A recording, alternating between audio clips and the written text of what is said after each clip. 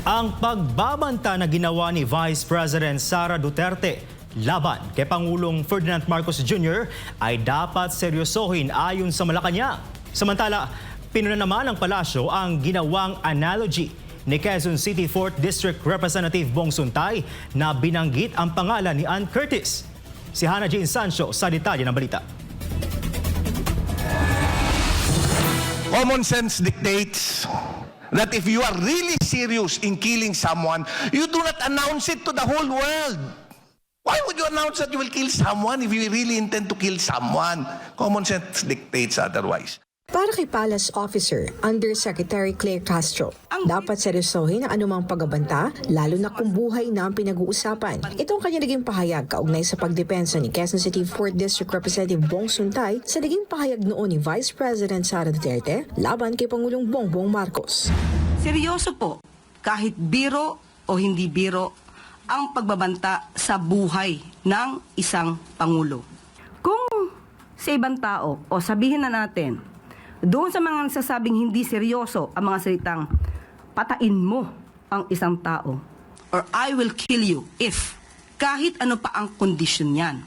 Nandoon ang pagbabanta, nandoon ang pagkikreate ng fear and anxiety in the person being threatened. Nandoon ang intimidation.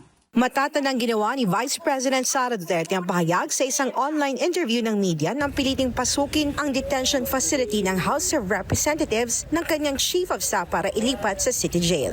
Samantala bukod sa issue ng pagbabanta, umani rin ang kritisismo si Kong Suntay dahil sa ginamit itong halimbawa na tumukoy sa aktres na si Ann Curtis. Lastly, alam mo minsan nasa Shangri-La ako, nakita ko si Ann Curtis. Ang ganda-ganda pala niya. May desire sa loob ko na nag-init talaga. At na-imagine ko na lang kung anong pwedeng mangyari. Pero siyempre, hanggang imagination na lang yon. Pero, di naman siguro ako pwedeng kasuhan dahil kung ano-ano yung na-imagine ko eh. Para kay Yusek Castro, itinuturing itong isang krimen ang naging pahayag ng kongresista. Unang-una po, ang pag-i-imagine o pagpapantasya sa isang babae. Kung ito'y nasa isip lamang, hindi natin masasabing ito'y krimen dahil hindi ito na isisiwalat. Nasa puso, nasa utak ng isang lalaki. Pero pag ito'y ibinulalas niya at ipinagmalaki sa publiko ang kanyang pagpapantasya sa isang babae, this is definitely a sexual innuendo. Hindi po ito masasabing walang krimen. The mere fact na sinabi niya to in public, to the public, pertaining to a particular person, it is already covered by Safe Spaces Act.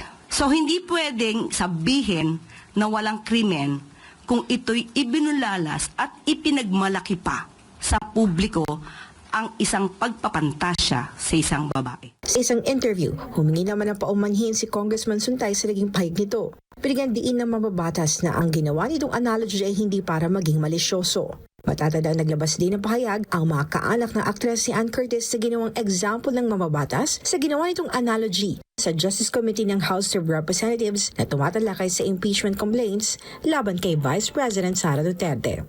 Para sa Diyos at Pilipinas kumahal, ito si Hannah Jane Sancho, S9 News.